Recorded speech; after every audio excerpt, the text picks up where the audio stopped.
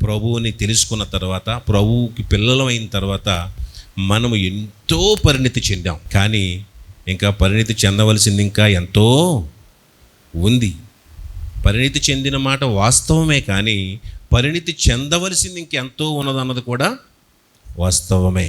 కాబట్టి మనం అయినప్పటికీ మనం చాలా విషయాలు మనం ప్రభువు పిల్లలైన తర్వాత మనం నేర్చుకున్నాం. కాబట్టి మీరును సమస్త ప్రవర్తన యందు పరిశుద్ధులై ఉండండి. పరిశుద్ధులై ఉండండి అంటే ఏంటి?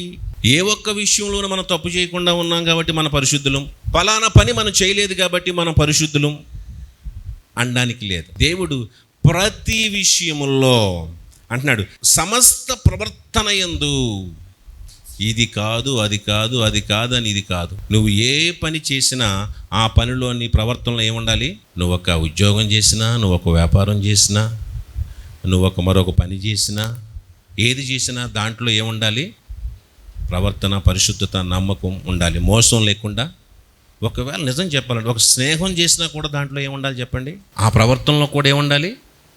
పరిశుద్ధత ఉండాలి. అంటే ఒక వ్యక్తిని మోసం చేయకుండా కూడా ఉండాలి. అంటే అందుకే సమస్త ప్రవర్తన యందు మనం అనుకుంటాం పరిశుద్ధులై ఉన్నారంటే, ఆ తప్పు చేసిన వాళ్ళు నేను ఆ తప్పు చేయట్లేదు కాబట్టి నేను పరిశుద్ధుడిని, ఆ తప్పు చేయట్లేదు కాబట్టి నేను పరిశుద్ధురాలనే, నేను తాగట్లేదు కాబట్టి పరిశుద్ధుడినే, నేను తిరగట్లేదు కాబట్టి పరిశుద్ధురాలనే అని ఏ ఒక్క విషయానికో ఈ పరిశుద్ధతను ఆపాదించడానికి వీలు లేదు. కానీ సమస్త ప్రవర్తన యందు నువ్వు ఒక మాట మాట్లాడితే ఎవరితోనన్నా ఆ మాటలో పరిశుద్ధత ఉండాలి. నువ్వేదైనా ఎవరితో ఏదైనా కలిసి పని చేస్తున్నప్పుడు అందులో పరిశుద్ధత ఉండాలి. చెప్పాను, ఒక స్నేహం చేసామంటే ఒకరినొకరు మోసం చేసుకోకుండా దాంట్లో కూడా ఏం కనపడాలి? పరిశుద్ధ. అంటే ప్రతి ప్రవర్తన యందు, నువ్వు చేయవలసిన బాధ్యతలందు, నువ్వు చేయవలసిన పనులు యందు, నీకే పని అయితే అప్పగించబడిందో ఆ పనిలో కూడా ఏముండాలి? నీకు ఒక పరిచర్య అప్పగించబడింది, నీకు పని అప్పగించబడింది, ఆ పనిలో నీ నమ్మకత్వమే నీ పరిశుద్ధత. పరిశుద్ధత అంటే అపవిత్రం అయిపోవడం, చెడిపోవడం. అంటే నీకు ఒక పని అప్పగిస్తే ఆ పనిని మోసపూర్వంగా చేసావనుకో, దాంట్లో ఏముంది? పరిశుద్ధత లేదు. అంటే నువ్వు అక్కడ తప్పినట్లే. బాగా గుర్తుపెట్టుకోండి, మనందరికీ ఒక సూత్రం ఏంటంటే, పరిశుద్ధుడు అంటే ఎవరు పరిశుద్ధులు అంటే ఆ 3 పనులు, ఆ 2 పనులు చేయని వాళ్ళు పరిశుద్ధులు అయిపోయామనుకుంటారు. కాదు. ప్రతి పని, దేవుడు నీకు ఏ పని అప్పగించాడో ఆ పనిని నువ్వు మోసపూరితంగా, ఎవరైనా మనకు పని అప్పగించారు, పలానా పని చేసి పెట్టమని, దాంట్లో మోసం చేసామనుకోండి, ఆ పనిలో కల్తీ చేసామనుకోండి, అది పరిశుద్ధమైనటువంటిదేనా? కాదు. అది అంటే అది కూడా మనం అంటే అలాంటి విషయాల్లో కూడా ఈ పరిశుద్ధత వస్తుందని, ఆపాదించబడుతుందని మీకు క్షుణ్ణంగా తెలియజేస్తూ ఉన్నాను. కాబట్టి అందుకంటాడు సమస్త ప్రవర్తన యందు ఏ పని మనకు అప్పగించినా, ఈవెన్ ఇక్కడ ఒక నమ్మకత్వంగా మీకు పని అప్పగిస్తే ఆ పనిలో కూడా ఏముండాలంటే నమ్మకత్వం ఉండాలి. ఆ నమ్మకత్వమే పరిశుద్ధత అని మీకు మనవి చేస్తూ ఉన్నాను. కాబట్టి మీరు ప్రవర్తన యందు పరిశుద్ధులై ఉండండి. పక్షపాతము లేకుండా క్రియలను బట్టి ప్రతివానిని తీర్పు తీర్చువాడు తండ్రి అని మీరు ఆయనకు ప్రార్థన చేయుచున్నారు గనుక మీరు పరదేశులై ఉన్నంత కాలము భయముతో గడుపుడి. ఇక్కడ రెండో విషయం, సెకండ్ థింగ్ ఏంటంటే, రెండోది మనం ఎలా ఉండాలంటే పక్షపాతము లేకుండా క్రియలను బట్టి ప్రతివానికి తీర్పు తీర్చువాడు తండ్రి. ఓకే, ఇక్కడ మనం ఇది చూడండి అందరూ. ఇప్పుడు మనం దేవుడు పక్షపాతం ఉన్నవాడా పక్షపాతం లేనివాడా? అసలు కన్ఫర్మ్ తేడా లేదు కదా మనకి. అంటే నీకొకలాగా మేలు చేసి, నాకు ఒకలాగా చేసి, నీ పక్షంగా ఒకలాగా మాట్లాడి, నా పక్షంగా ఒకలాగా మాట్లాడి, నేను చేసిన తప్పులనేమో కప్పెట్టి నన్ను శిక్షించకుండా, మీరు చేసిన తప్పులనేమో బయటెట్టి మిమ్మల్ని శిక్షించేసి ఇలా చేసేవాడా దేవుడు? కాదు కదా. నన్ను ఒకలాగా ప్రేమించి, మిమ్మల్ని ఒకలాగా ప్రేమించి, ఇంకోలాగా ప్రేమించేవాడైతే కాదు కదా దేవుడు. అంటే దేవుడు అంట పక్షపాతము లేకుండా క్రియలను బట్టి. ఎలాగా? నువ్వేదైతే చేసావో మనమేమనుకుంటాం? వాళ్ళకు ఫేవర్ చేసాడు అనుకుంటాం. కానీ ఎందుకు నీకు ఇలా నష్టం జరిగిందంటే నీ క్రియలను బట్టి నీకు నష్టం జరిగింది.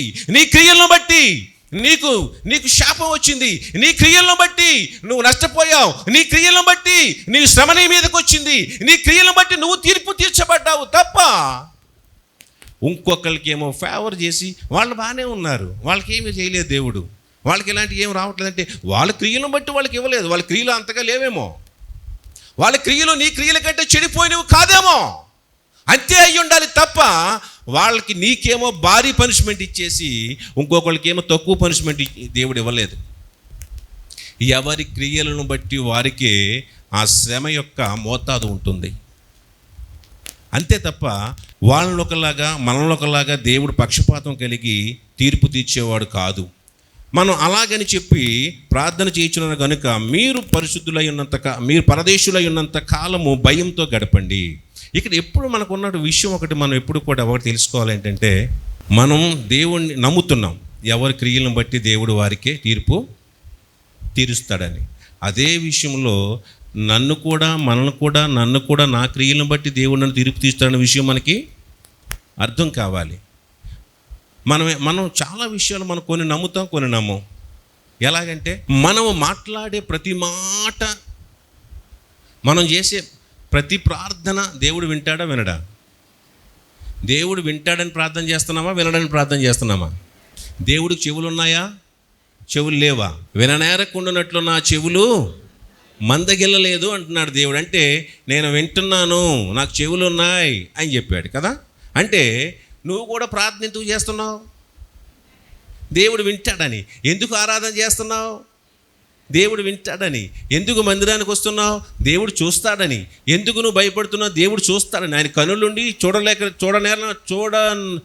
నేరలేని వాడికి కాదు, చెవులుండి వినలేని వాడికి కాదు ఆయన. అవన్నీ మనకు తెలుసు.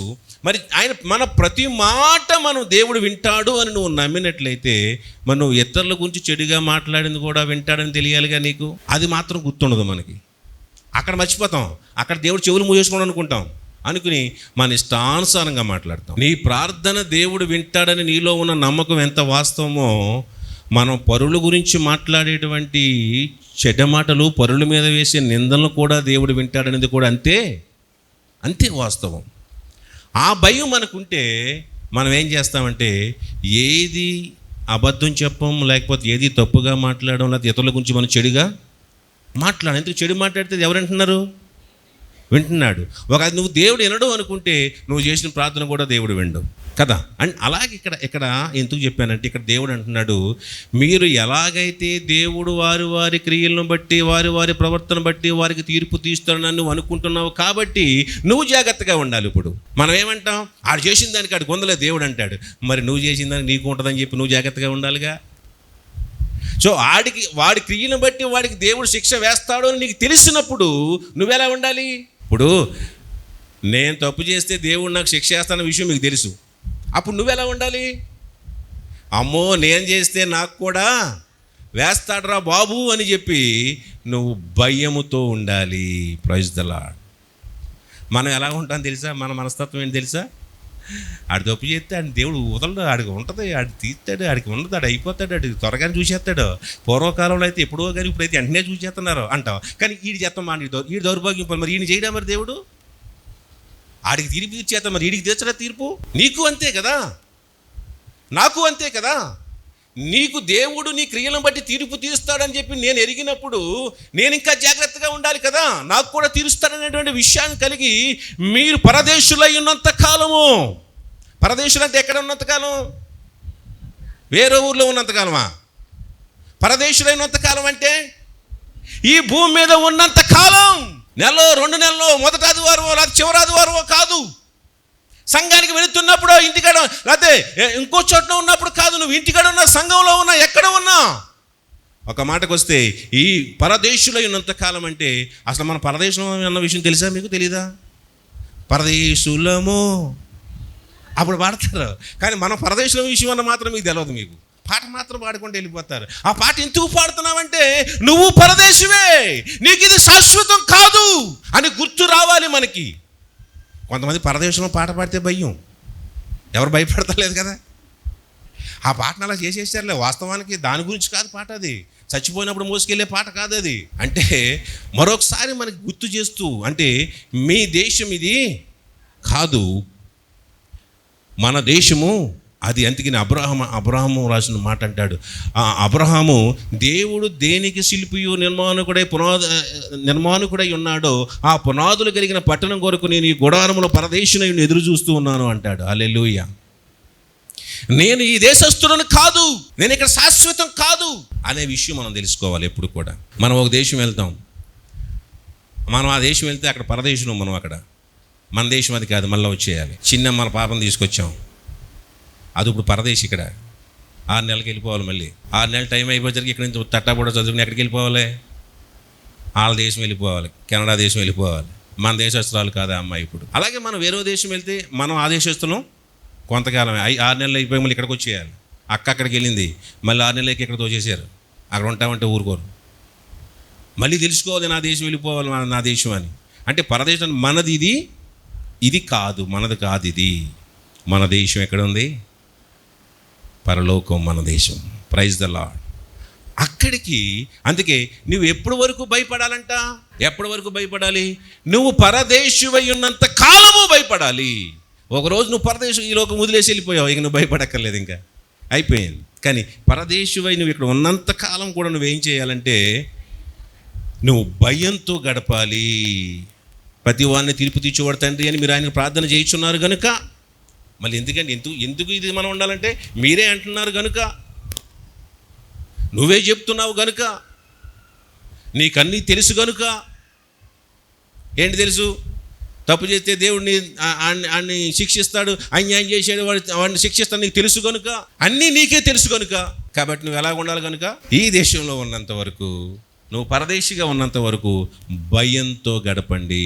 Praise the Lord. పితృపారంపర్యమైన మీ వ్యర్థ ప్రవర్తనను విడిచిపెట్టునట్లుగా వెండి బంగారముల వంటి క్షయ వస్తువుల చేత మీరు విమోచింపబడలేదు కానీ అమూల్యమైన రక్తము చేత అనగా నిర్దోషము నిష్కలంకమును గొర్రెపిల్ల వంటి క్రీస్తు రక్తము చేత విమోచింపబడితేనని మీరు ఎరుగుదురు కదా. పితృపారంపర్యమైన మీ వ్యర్థ ప్రవర్తనను విడిచిపెట్టునట్లుగా వెండి బంగారముల వంటి క్షయవత్తుల చేత మీరు విమోచింపబడలేదు. మీరు మనం పాపము నుండి విడిపించబడింది. ఒక వెండి చెల్లిస్తే మన పాపం నుంచి విడిపించబడలేదు, బంగారం చెల్లిస్తే విడిపించబడలేదు, ముడుపులు చెల్లిస్తే విడిపించబడలేదు, కానుకలు చెల్లిస్తే విడిపించబడలేదు. నువ్వు ఎలా విడిపించబడ్డావంటే క్షయ వస్తువుల చేత విడిపించబడలేదు. ఏవి క్షయ వస్తువులు అంటే ఈ లోకంలో ఉన్న ధనము, వెండి, బంగారము, ఇవన్నీ క్షయ వస్తువులే. అంటే క్షయమైపోయేవి, లయమైపోయేవి, అవి కొంత కాలానికి మరుగురు పడిపోయేవి. అటువంటి వాటి చేత నీవు విడిపించబడలేదు. అటువంటి చేత నీకు పాప క్షమాపణ కలగలేదు. అటువంటి వాటి చేత నీకు పాప పరిహారం కలగలేదు. అటువంటి వాటి చేత నీవు ప్రక్షాళనగా వించబడలేదు.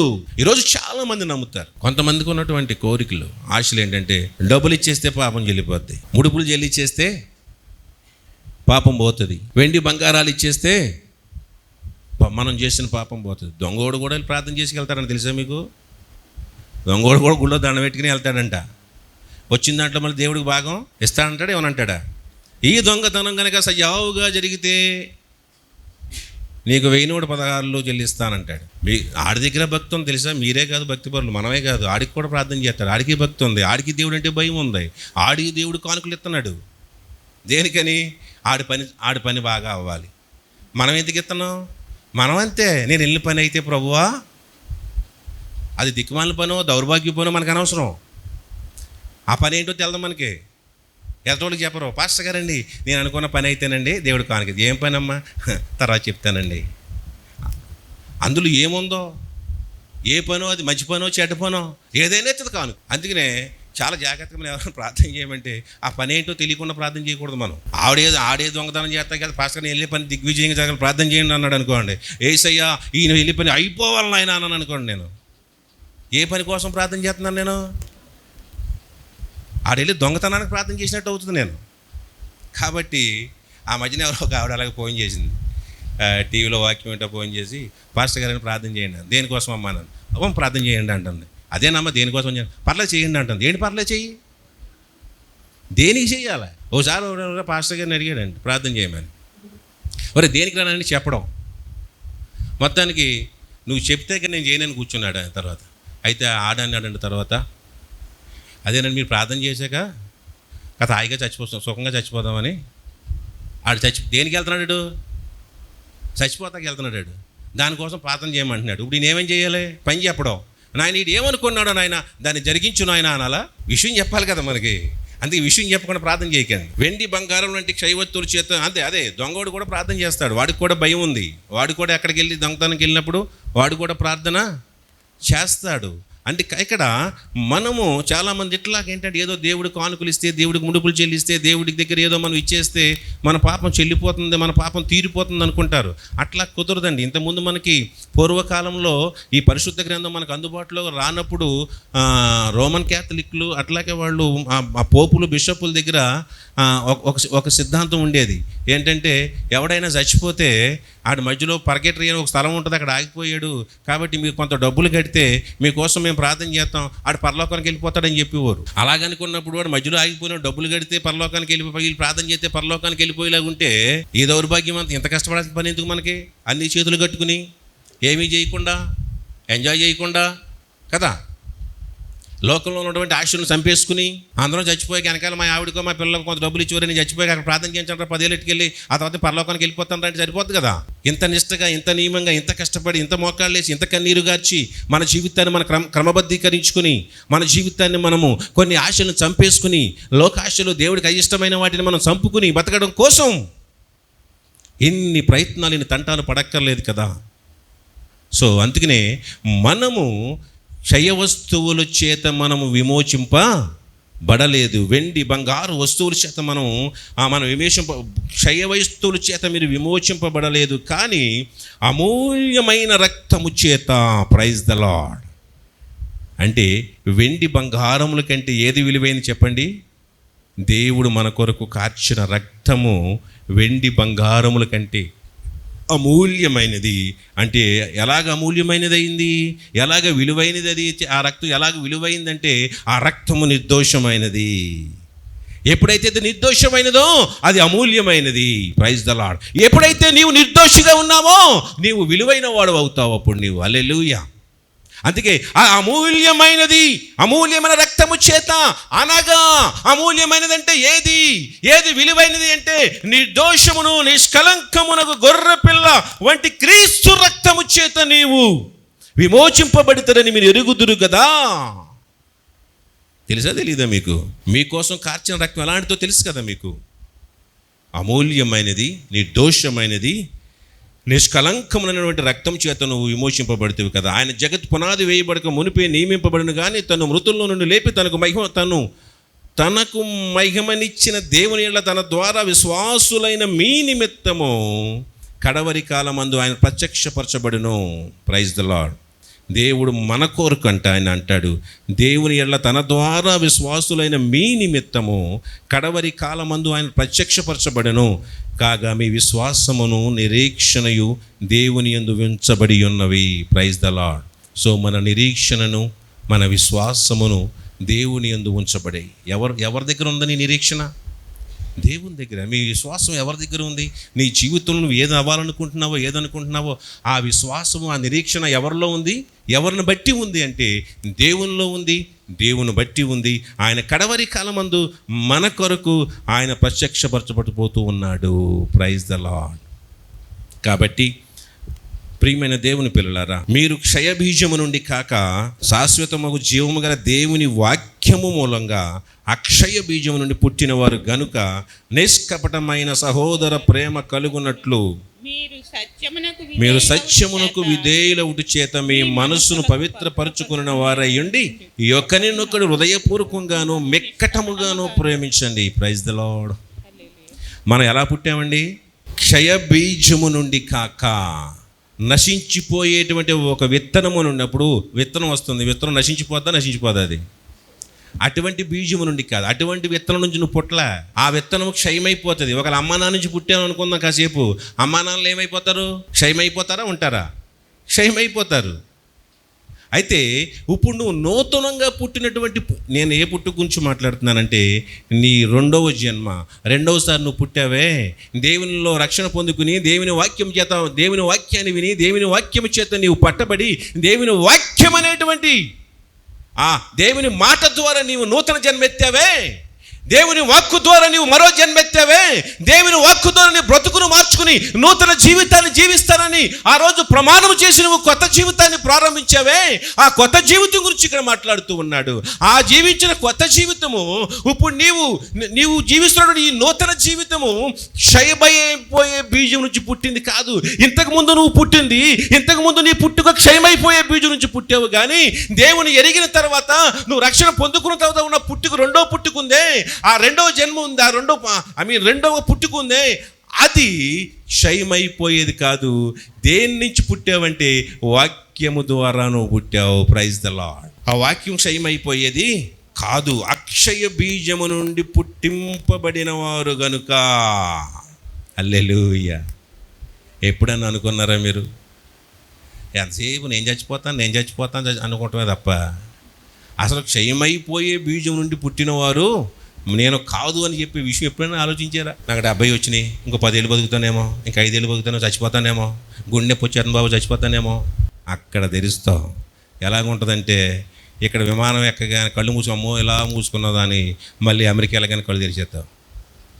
అలాగంతే. ఇక్కడ కళ్ళు మూస్తావు, మళ్ళీ ఎక్కడ తెరుస్తావు, మళ్ళీ పరలోకంలో కళ్ళు తెరిచేస్తావు. ఇప్పుడు నీ పుట్టుక క్షయమైందా అక్షయమైందా? అక్షయమైనది. ఇంకా ఈ అక్షయమైన పుట్టుక ఎవరు పుట్టలేదు ఒకసారి మీరు ఆలోచించుకుని దాంట్లోకి తొందరగా వచ్చేయండి. మీరు అక్షయ బీజం నుండి పుట్టింపబడిన వారు గనుక.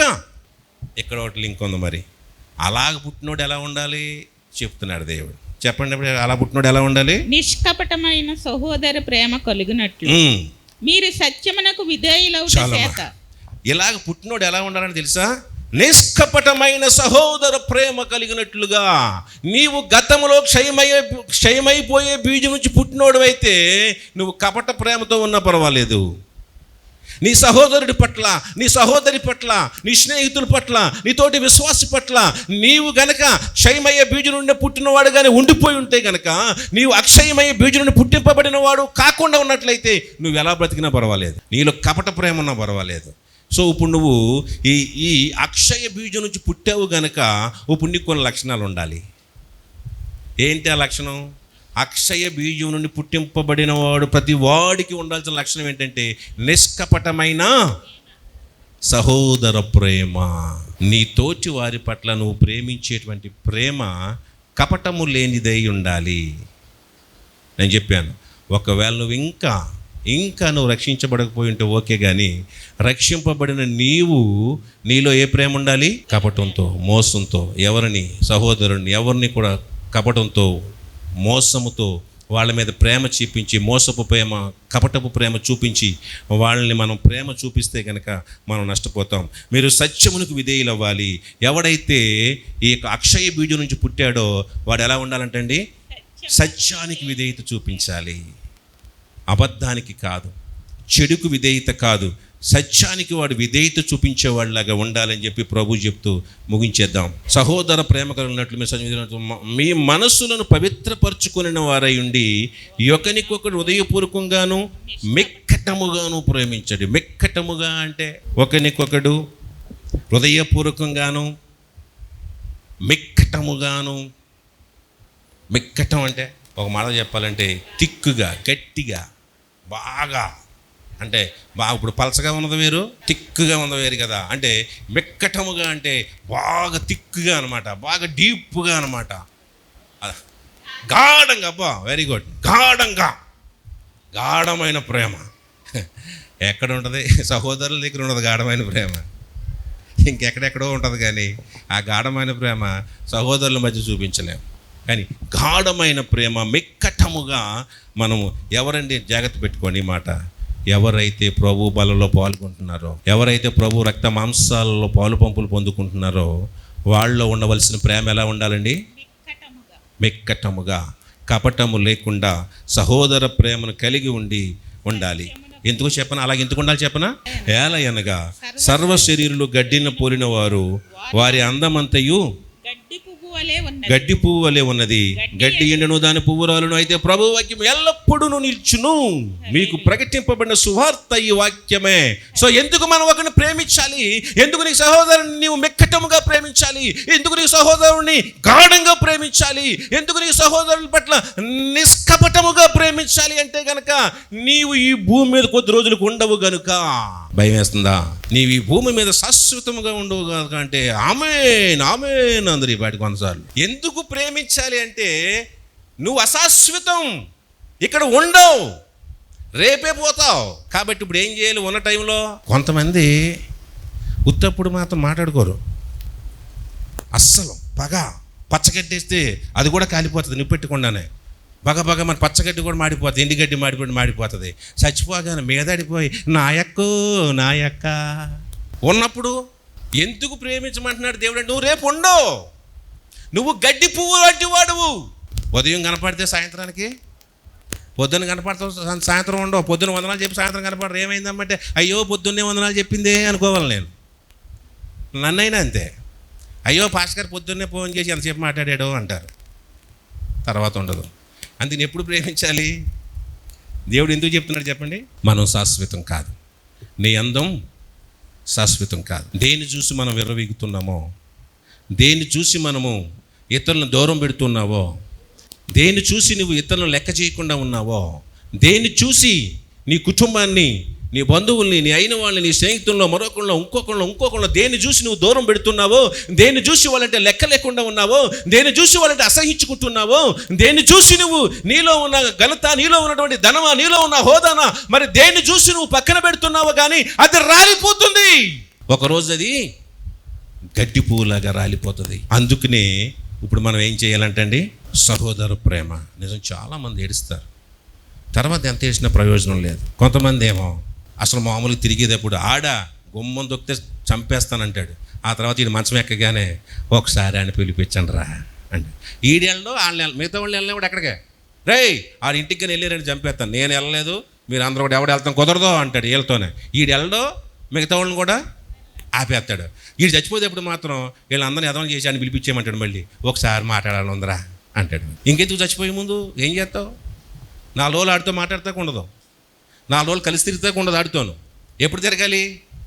అన్నీ బాగున్నప్పుడే సరదాగా వాళ్ళతో కలిసి తిరగాలి, కలిసి ఉండాలి, ప్రేమించాలి. ఎందుకు చెప్తున్నా? మళ్ళా చెప్తున్నాను, మన జీవితం శాశ్వతం కాదు. పగలు, పంతాలు, ఈర్ష్య, ద్వేషాలు ఇవన్నీ కలిగి మనం జీవిస్తే ఇది శాశ్వతం కాదు. ఈ టైం ఉన్నంత వరకే. ఒక మాటతో చెప్పాలంటే ఈ జీవితానికే నేను పాస్టర్ గారిని, మీరు విశ్వాసులు, ఆ తర్వాత నేను చచ్చిపోయాను అనుకోండి, పోనీ మీరు చచ్చిపోయారు అనుకోండి, ఇక మనకు ఆ బంధం లేదు. ఈ జీవితానికే మనందరం ఒక సంఘంలో ఉండి ఒక సహోదరులాగా ఉన్నామంటే ఈ లైఫ్ వరకే, తర్వాత లేదు. మళ్ళీ మనం కలుసుకోం. అంటే కలుసుకున్నాం, అక్కడ కలుసుకుంటాం, కానీ ఈ బంధాలు మనకు ఎవరో మనకు తెలియదు ఇంకా మనకి. అందుకని దేవుడిచ్చిన బంధాలు గొప్పవి. అది భార్యాభర్తల బంధమైన, తండ్రి పిల్లల బంధమైన, స్నేహ బంధమైన, ఒక విశ్వాస బంధమైన చాలా గొప్పవి. అద్భుతమైనటువంటి రిలేషన్ దేవుడు మనకి ఇచ్చాడు, అద్భుతమైన బాంధవ్యాలు దేవుడు మనకి ఇచ్చాడు. నేను ఈరోజు చెప్తున్నాను, మీకు ఎవరి మీద కోపం ఉంటే ఫోన్ చేసి మాట్లాడండి. ఎవరైనా మీకు దూరమైన వాళ్ళు ఉంటే పిలిచి మాట్లాడు. సహోదర ప్రేమ చూపించాను. ఎందుకంటే నీవు అక్షయమైన బీజము నుండి పుట్టినవాడు గనుక ఇది చెయ్యాలి. వాడు చేయడు, ఆడి నుంచి ఆశించు. ఎందుకు? వాడే బీజం నుంచి పుట్టాడు, వాడు క్షయమైపోయి బీజం నుంచి పుట్టారు. ఒకవేళ మీ బంధువులు, మీ చుట్టాలు, మీ స్నేహితులు ఉండరు, కానీ మనం దేని నుంచి పుట్టాం? మనం చెయ్యాలి ఇది. ఎందుకంటే ప్రభు యొక్క ఆజ్ఞ ఏంటంటే మనం అక్షయమైన బీజం నుండి పుట్టాము కనుక. ప్రియమైన దేవుని పిల్లలారా, మరలా చెప్తున్నాను, మనకున్న ఈ బంధం, ఈ సంఘంతోనైనా, పక్కవాడితోనైనా, ఎవరితోనైనా ఇది ఇంతవరకే, రేపు మనది కాదు. కాబట్టి మనం పువ్వు లాంటి వారం, గడ్డి పువ్వు లాంటి వారం, వాడిపోతాం. ఉదయం చూసిన అందం సాయంత్రానికి ఉండదు, ఉదయం చూసిన బలం సాయంత్రానికి ఉండదు, ఉదయం చూసినటువంటి ప్రాణం సాయంత్రానికి ఉండదు. సో మనందరం దేవుడు మనకి ఇచ్చినటువంటి ఈ లక్షణాలని మనం జాగ్రత్తగా కనిపెట్టుకుని అలా బ్రతుకుదాం. అలా దేవుడు చెప్పినట్లుగా, అలా ప్రభు చెప్పినట్లుగా మనం జీవిద్దామా? తల్ల ఉంచితే ప్రార్థన చేసుకుందాం.